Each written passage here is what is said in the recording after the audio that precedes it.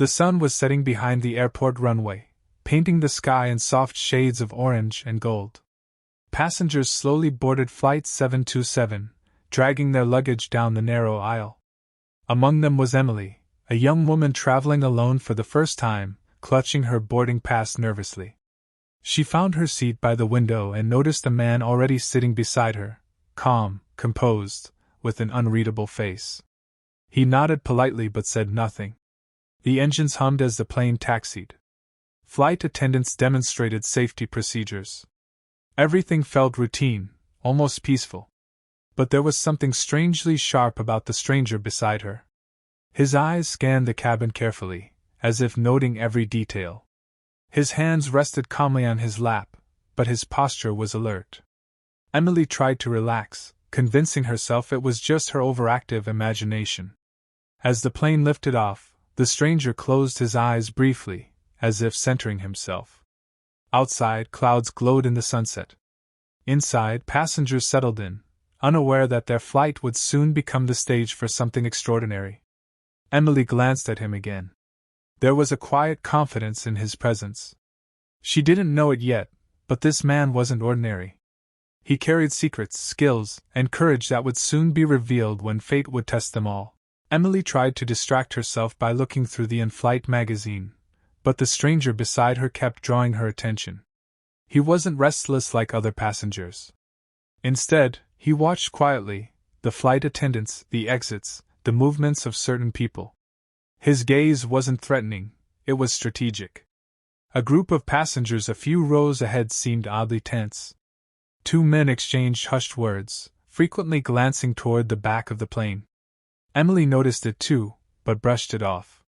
The stranger, however, seemed to clock every movement with precision. He finally leaned slightly toward her and spoke for the first time. "Do you always travel alone?"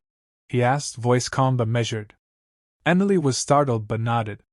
"It's good to stay aware," he added cryptically, then leaned back again. The cabin lights dimmed as the plane reached cruising altitude. The stranger unbuttoned his jacket slightly, revealing a glimpse of something metallic tucked inside. Maybe a badge, maybe something else. Emily wasn't sure. Her heartbeat quickened. Who was this man? He wasn't behaving like an average passenger. And yet, there was something reassuring about his presence. Like someone who knew what to do when things went wrong. About an hour into the flight, turbulence shook the plane. Seatbelts clicked, cups rattled, and flight attendants hurried down the aisle. But that wasn't the only disturbance. The two suspicious men suddenly stood up at the same time, one moving toward the cockpit, the other toward the rear. Emily froze. The stranger beside her immediately straightened, his calm demeanor shifting into focused alertness. He scanned the cabin again and subtly reached inside his jacket. One of the men shouted something in a foreign language. Passengers gasped. A tense silence fell. The stranger looked at Emily and said firmly, "Stay low.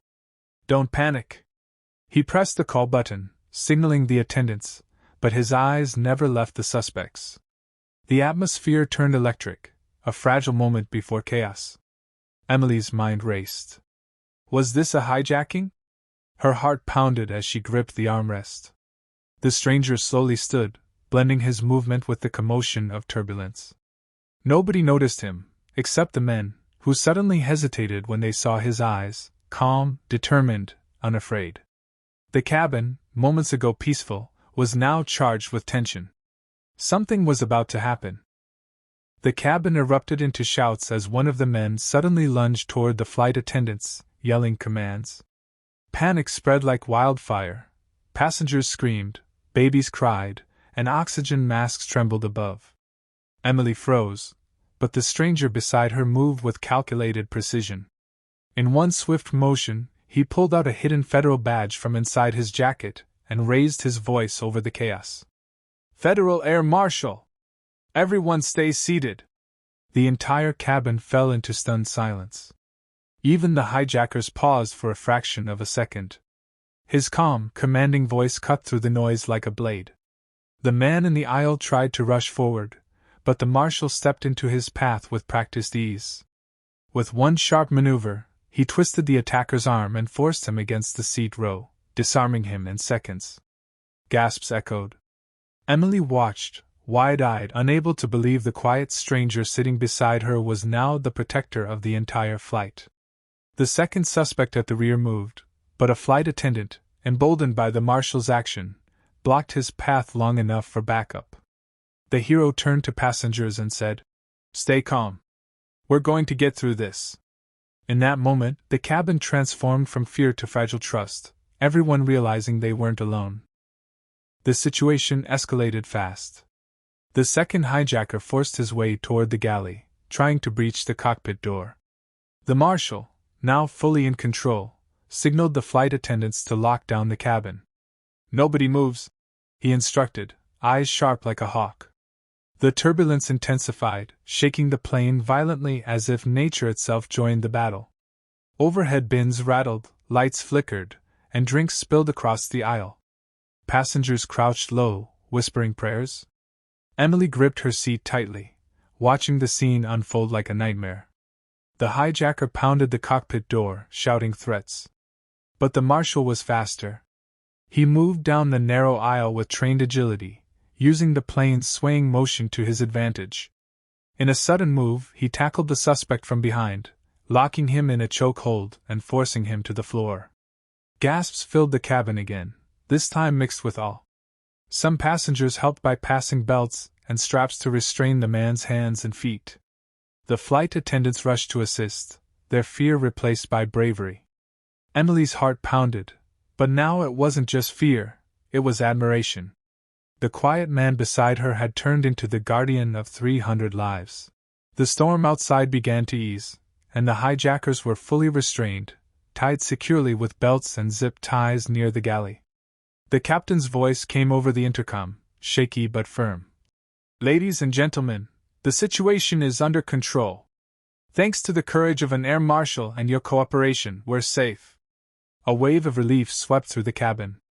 People clapped, cried, and hugged each other. Emily wiped tears from her eyes.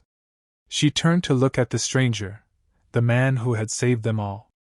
He simply nodded, breathing steadily, as if this was just another day at work. When the plane finally landed, security teams rushed aboard. The hijackers were escorted away, and passengers began to disembark.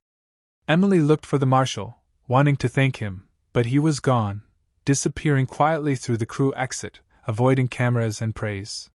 Later, as Emily stood in the terminal, she thought about the stranger in seat 14A. No name, no applause, no spotlight, just silent bravery. He wasn't ordinary. He was a hidden hero, and his actions would never be forgotten.